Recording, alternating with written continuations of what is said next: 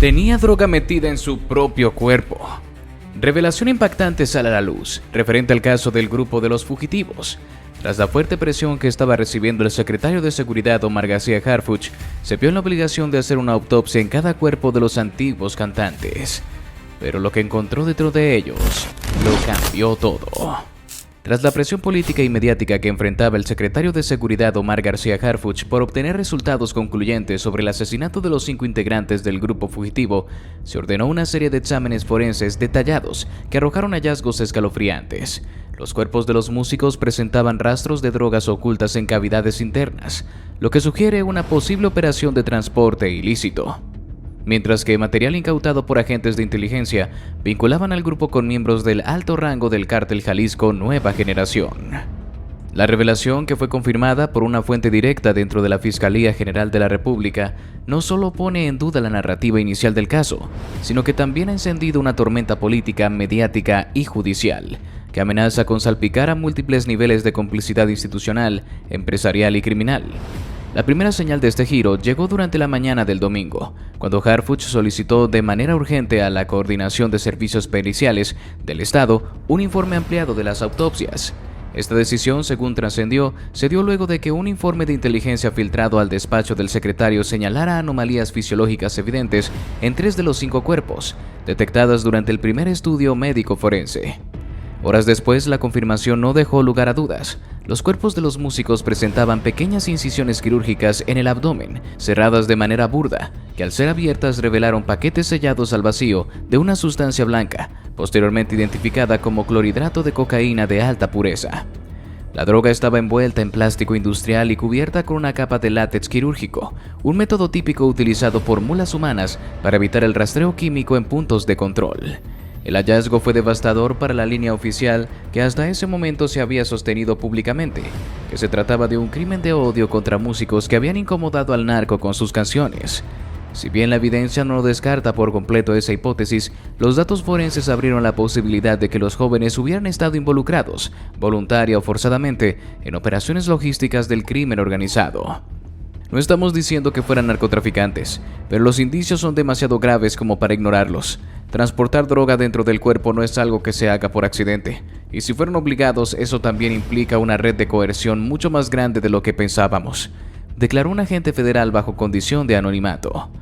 El segundo golpe llegó por la noche, cuando unidades de inteligencia cibernética entregaron a Harfuch un disco duro decomisado durante los cateos en casa de uno de los miembros del grupo. El análisis digital reveló múltiples fotografías y clips de video donde los integrantes de la banda aparecen conviviendo en fiestas privadas, asados y eventos cerrados, con sujetos identificados por las autoridades como miembros activos del CJNG. En uno de los videos se observa a los músicos interpretando una canción dedicada a un personaje apodado El Cuervo, presunto operador financiero de la facción jalisciense en la zona de la Frontera Chica. Lo más alarmante fue la identificación facial de al menos 3 figuras presentes en los videos, 2 de los cuales tienen órdenes de aprehensión vigentes en México y Estados Unidos por tráfico de armas y lavado de dinero. No son simpatizantes, son operadores, y eso cambia todo, sostuvo un alto mando de la Sedena consultado extraoficialmente. Harfuch, al recibir estos reportes, convocó de urgencia a su equipo más cercano y ordenó el repliegue de las investigaciones hacia una línea mucho más amplia. Se activaron protocolos conjuntos con la FGR y con la DEA para rastrear los vínculos financieros logísticos entre los eventos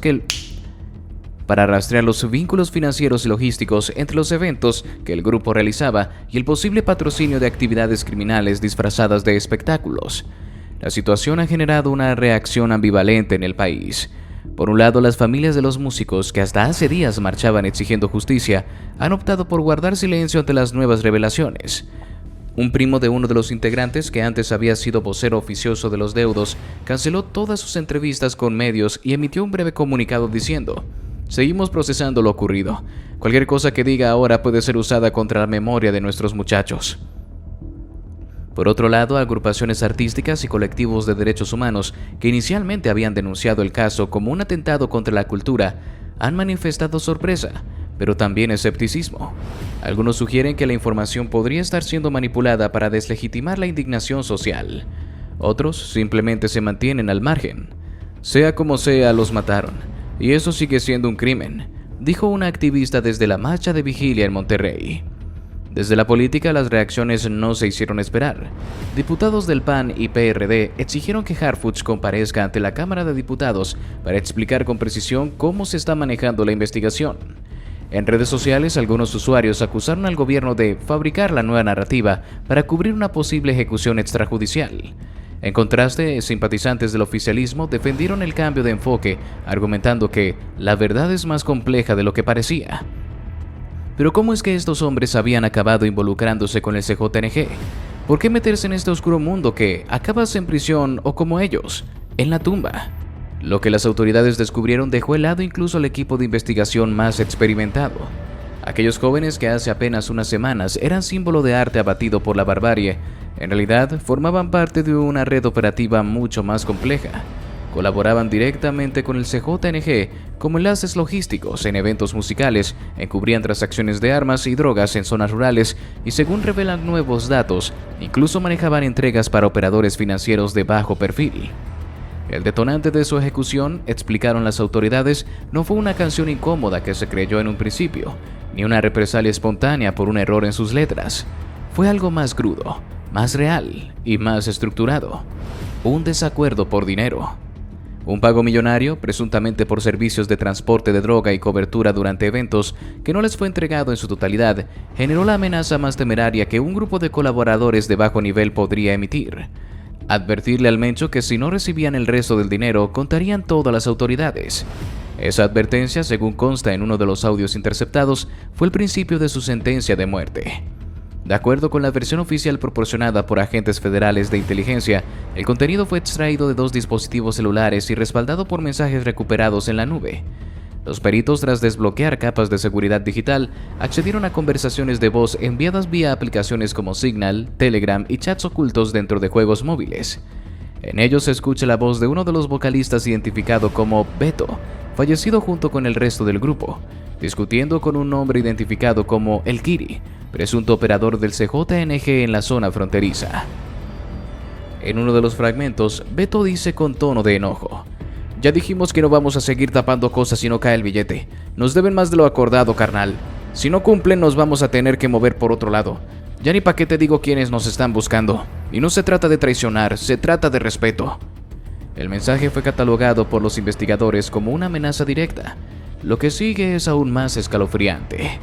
En otro clip recuperado de la carpeta de archivos seguros en el teléfono de uno de los músicos, se oye una respuesta breve: "No vuelvan a levantar la voz. El patrón ya escuchó eso, y lo que se viene no es cosa mía".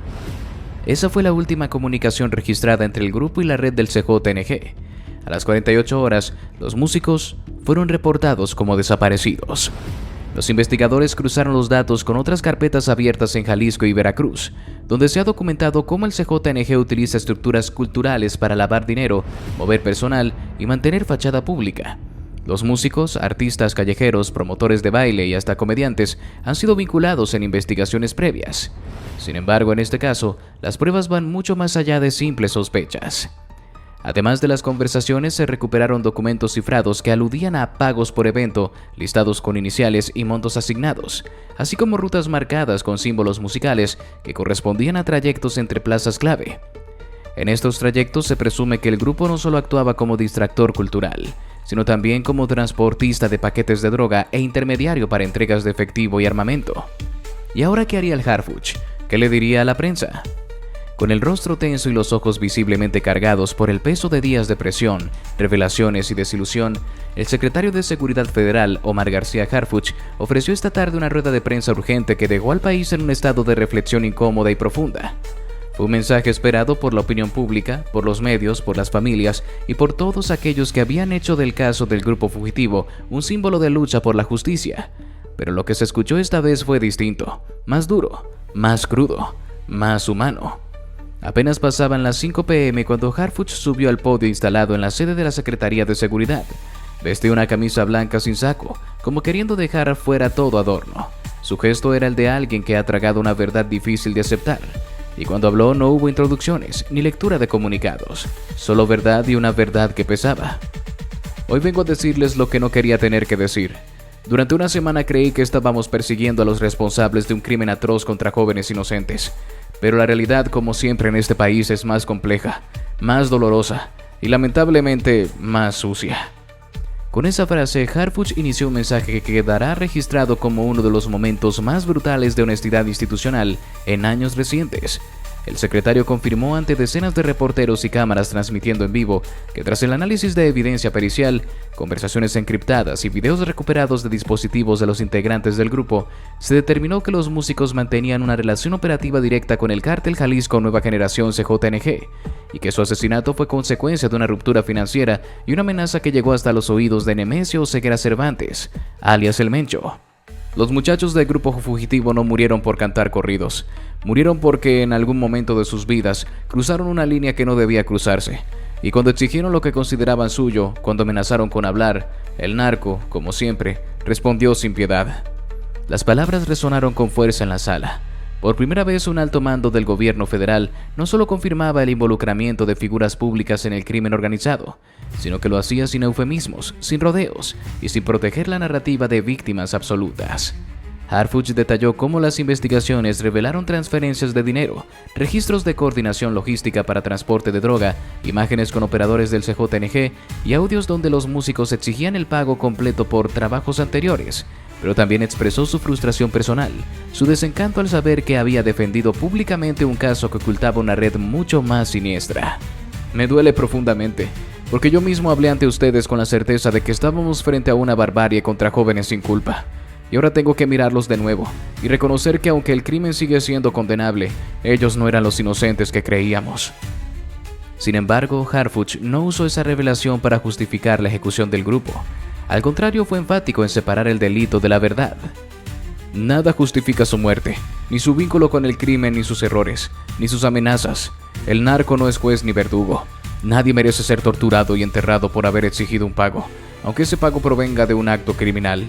Eso es lo que nos distingue de ellos. Nosotros buscamos justicia, no venganza.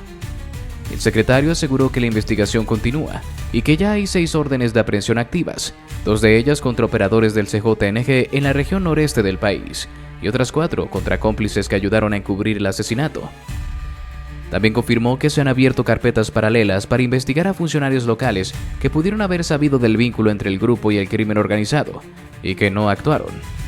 Esto no se queda en los músicos. Vamos a llegar hasta el fondo, caiga quien caiga. Porque si hubo alguien que permitió esto desde una oficina, desde un escenario, desde un escritorio, también responderá. Este país no puede seguir funcionando a base de pactos implícitos con el miedo. Las redes sociales estallaron durante y después del discurso. Algunos celebraron la transparencia de Harfuch, otros lo criticaron por retraer la narrativa y poner en duda la figura de víctima de los artistas. Pero la mayoría simplemente quedó en shock. El país se topaba con un espejo oscuro. ¿Cuántas veces más se ha llorado por víctimas que también fueron parte del engranaje? Afuera del recinto, unos cuantos seguidores del grupo aún sostenían pancartas y veladoras. Cuando se les preguntó por las revelaciones, uno de ellos, un joven de 17 años, respondió con una frase que parecía encerrar toda la contradicción de este país. A mí me gustaban sus rolas, no sabían que estaban metidos, pero igual duele que los hayan matado así porque eran personas, no monstruos. Durante la conferencia, Harfuch también anunció la creación de una unidad especial para el rastreo de colaboraciones culturales con el crimen organizado, integrada por elementos de inteligencia, fiscales federales y auditores del SAT. El objetivo será revisar giras, contratos, ingresos no declarados y cualquier estructura que permita al narco utilizar músicos, actores o figuras públicas como fachada. No se mencionaron nombres, pero se anticipa una ola de investigaciones dentro del gremio artístico regional. En los últimos minutos de su discurso, el secretario bajó la voz y habló ya no como funcionario, sino como ciudadano, como padre, como mexicano. No quiero que nadie malinterprete este mensaje. No estoy aquí para arruinar legados, ni para desacreditar el dolor de las familias. Estoy aquí para decir la verdad, aunque duela, porque eso también es justicia. Porque si no entendemos lo que pasa, lo vamos a repetir. Y si lo repetimos, algún día nos va a tocar a todos. ¿Y el grupo de los fugitivos con qué había iniciado realmente? ¿Y qué fue lo que los llevó a tomar esa decisión que acabaría con su vida? La historia del grupo fugitivo inicia en 2019, cuando 3 jóvenes de la colonia Juárez de Reynosa, Carlos Alberto Beto Molina, Javier El Chino Sánchez y Mario Aguirre, decidieron formar una agrupación norteña. Su estilo era tradicional, rudo, sin pretensiones. Empezaron tocando en fiestas familiares, luego en 15 años, y poco a poco lograron colarse en bares locales. El nombre Fugitivo nació casi como una broma interna, haciendo alusión a la vida apresurada y al sentimiento de escapar de la miseria que, según ellos, vivían a diario. Con el tiempo se les unieron dos músicos más, Luis Gerardo Torres en la batería y Esteban El Güero Ramírez en el bajo sexto. Este último, según revelaron fuentes de investigación, sería quien más tarde actuaría como nexo entre el grupo y las redes criminales. En sus primeros años, el grupo se caracterizaba por interpretar temas populares de los Cadetes de Linares, Ramón Ayala y los Invasores de Nuevo León. Tenían un sonido sólido, aunque limitado en innovación. Lo que los hacía especiales era su energía en vivo y su conexión con el público de cantinas, plazas y ferias improvisadas. La voz de Beto se hizo rápidamente conocida por su tono quebrado, casi sufrido, que le daba autenticidad a las baladas sobre cárcel, traición y vida dura. Pero conforme su fama regional crecía, también lo hacía su necesidad de financiamiento. Los instrumentos eran caros, los viajes complicados y los contratos irregulares. Fue en ese momento, según las investigaciones, cuando el grupo Fugitivo cruzó el primer umbral: aceptar patrocinios de individuos vinculados al narco. Los investigadores identificaron que, en 2021, durante una serie de presentaciones en ranchos privados en San Fernando y Camargo, los integrantes fueron contactados por hombres que ofrecían pagos de hasta 5 veces lo que cobraban por un evento normal, a cambio de presentarse en reuniones privadas y no hacer preguntas. En ese momento lo vieron como una oportunidad. Según mensajes rescatados de los celulares del Güero, los jóvenes justificaban la decisión con frases como: "Es solo tocar, no es como si matáramos a nadie, y hay que pensar en el futuro del grupo". Las presentaciones continuaron. Ya no eran solo fiestas, comenzaron a presentarse en eventos masivos organizados por estructuras criminales, algunos de ellos en casas con seguridad privada, accesos controlados y sin teléfonos permitidos. En uno de esos eventos, de acuerdo con el testimonio de un músico externo que coincidió con ellos, conocieron a un hombre identificado por la DEA como El Cuervo, uno de los operadores logísticos del CJNG en Tamaulipas. El Cuervo les ofreció algo más que trabajo: protección, exclusividad, apoyo para grabar discos, giras por el norte del país y dinero en efectivo. Lo único que pedía era discreción y disponibilidad. Ahí comenzó la segunda etapa de su caída. Grupo Fugitivo se convirtió en un activo útil para el crimen organizado. No solo tocaban donde se les pedía, también transportaban paquetes, utilizaban sus vehículos para mover dinero, y en al menos 2 ocasiones, según peritajes forenses, actuaron como mulas humanas, llevando droga en cavidades corporales, práctica común del CJNG para burlar retenes en la frontera. Conforme su vínculo con el cártel se fortalecía, también lo hacía su notoriedad. Empezaron a subir a redes sociales fotos con camionetas de lujo, cadenas de oro y referencias veladas a patrones y jefes de respeto. Algunos de sus nuevos temas hablaban en código sobre figuras del narco, aunque sin nombrarlos directamente.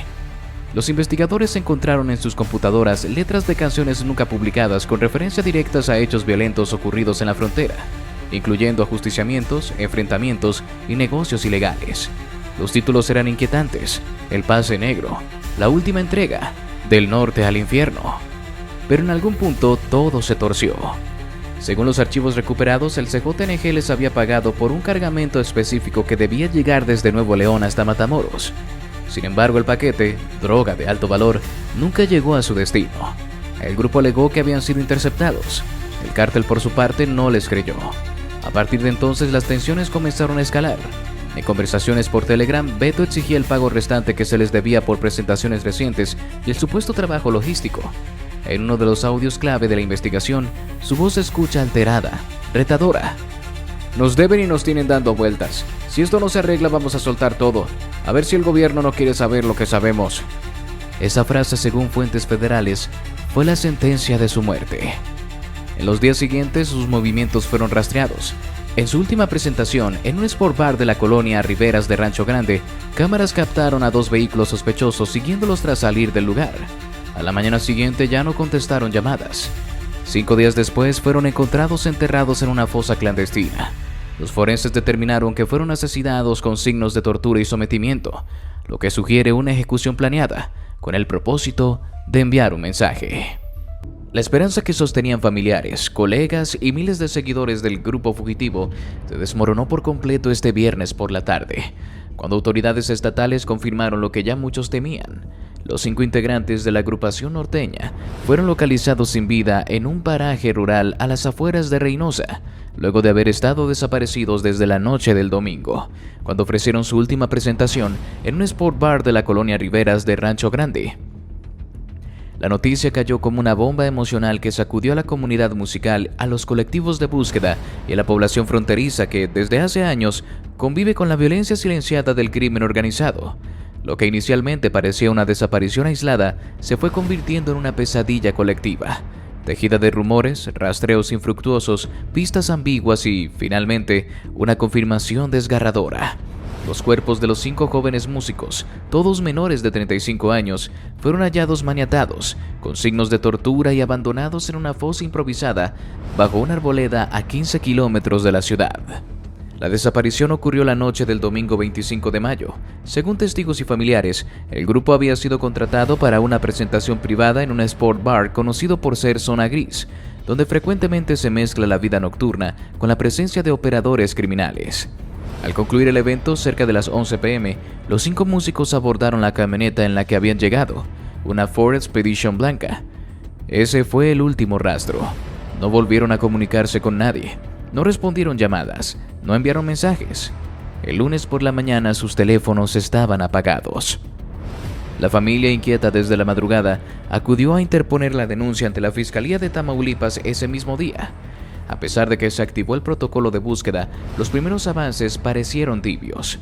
No fue sino hasta la madrugada del martes cuando los elementos de la policía estatal localizaron la camioneta abandonada en un camino de terracería, con las puertas abiertas y varios objetos personales en su interior: mochilas, una libreta con partituras, una gorra con el logotipo de la banda y un bajo sexto desmontado, sin cuerdas. La escena fue inquietante, pero no decisiva. No había rastros evidentes de sangre ni indicios claros de un forcejeo. La única certeza era la desaparición. Durante las siguientes 72 horas, la búsqueda se intensificó. Integrantes de colectivos de desaparecidos, activistas y familiares iniciaron operativos paralelos, colocando lonas, difundiendo rostros en redes sociales y acompañando a la Comisión Estatal de Búsqueda en sus recorridos. Se catearon casas, bares, terrenos baldíos, se analizaron cámaras de seguridad, se realizaron entrevistas y se activaron drones en la periferia. Aún así, no hubo resultados inmediatos. Los rumores, como ocurre en estos casos, se multiplicaron.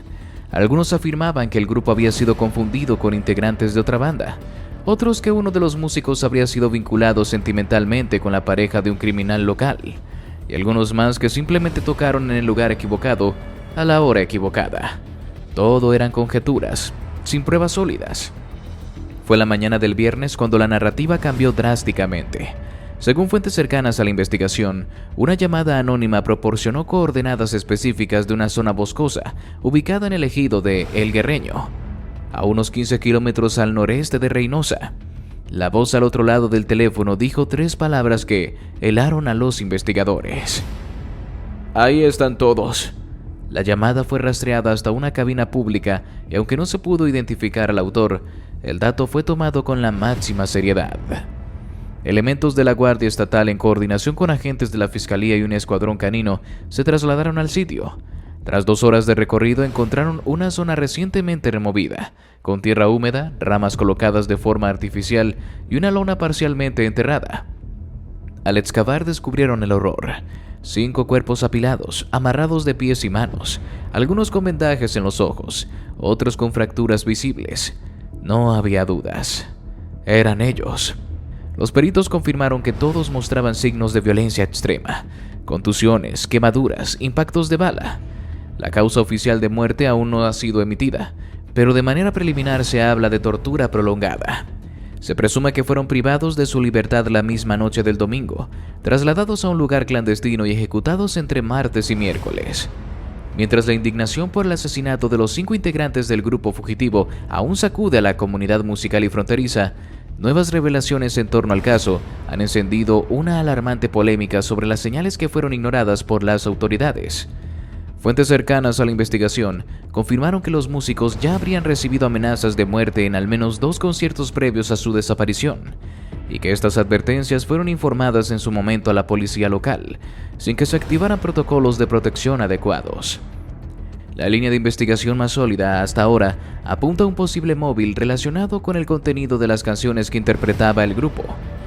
De acuerdo con los registros obtenidos por la Fiscalía, entre el repertorio de la agrupación existían al menos 3 temas que, si bien nunca mencionaban nombres directamente, hacían claras referencias a personajes del crimen organizado que operaban en la región noreste del país. Estas canciones, según testimonios recabados, habrían molestado profundamente a ciertos líderes criminales, quienes habrían interpretado las letras como burlas veladas o exposiciones públicas de eventos internos que debían mantenerse en la sombra. La cronología de las amenazas comienza en marzo de este año, durante un evento realizado en un rancho privado en el municipio de Río Bravo. Esa noche, luego de concluir su presentación, 2 hombres armados se habrían acercado a uno de los vocalistas mientras desmontaban el equipo de sonido. «Ya bájenle a sus rolitas, no saben con quién se están metiendo», le habrían dicho.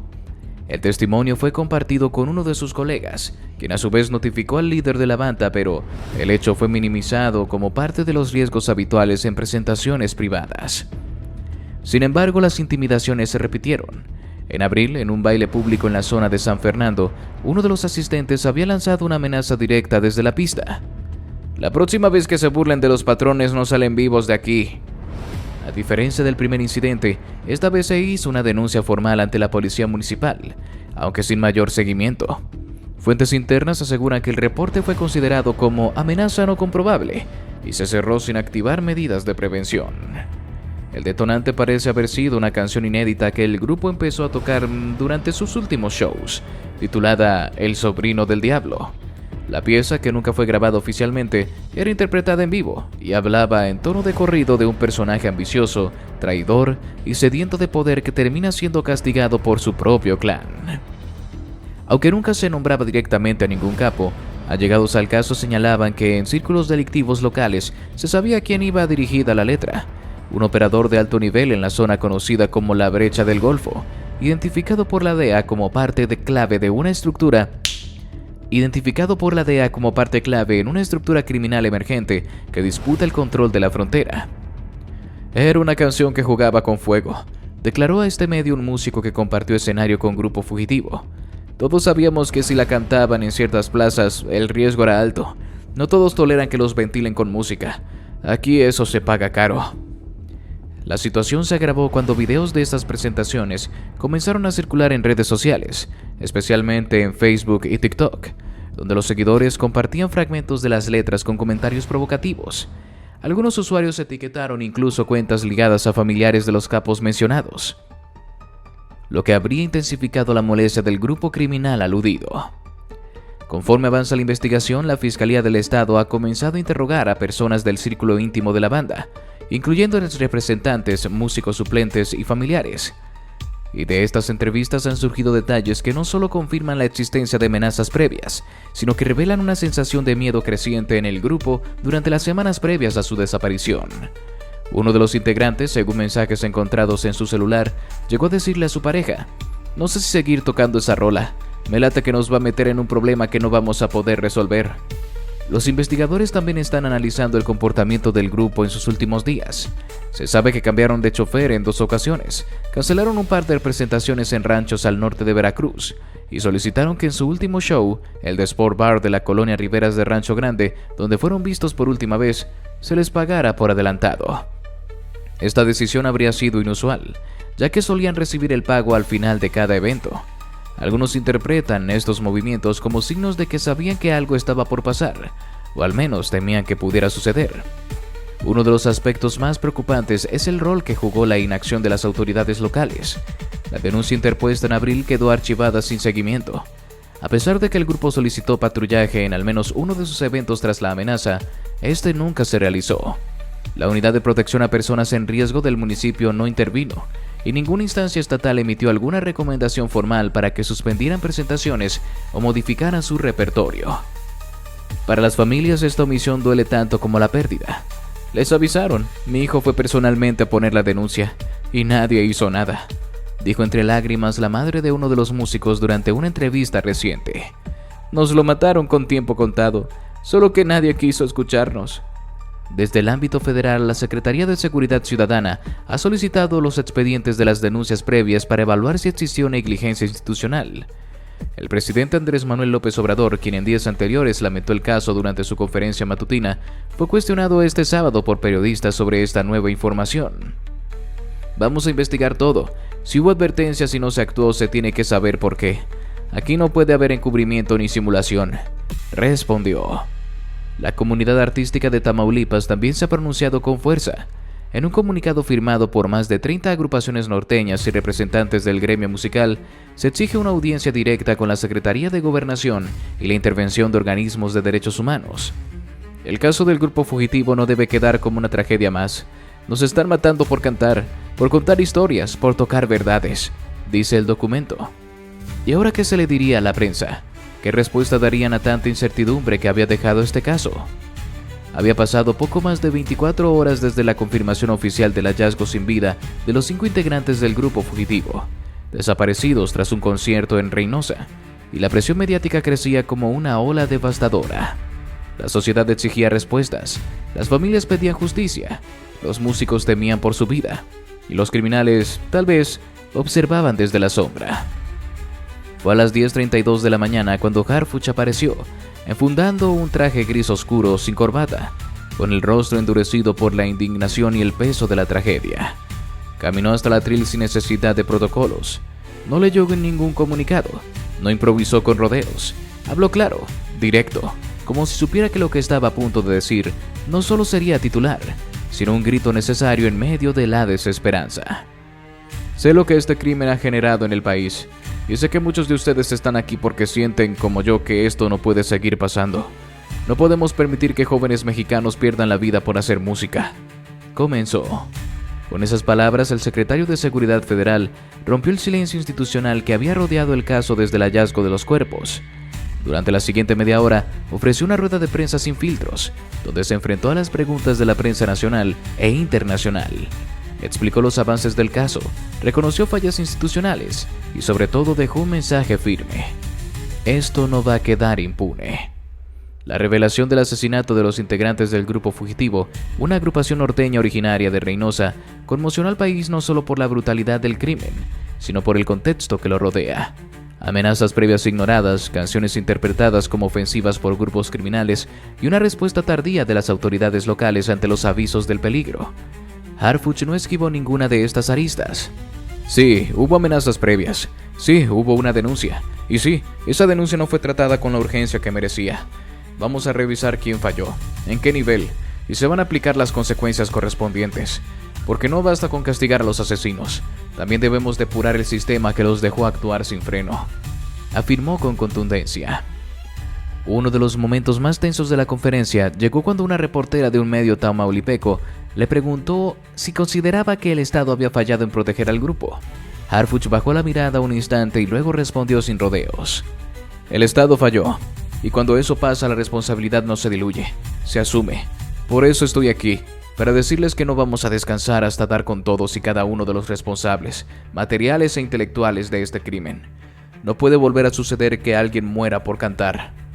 El titular de seguridad también informó que ya se tienen identificadas al menos 2 células criminales que operan en el área metropolitana de Reynosa, las cuales podrían estar vinculadas directamente al homicidio, aunque evitó dar nombres por estrategia operativa.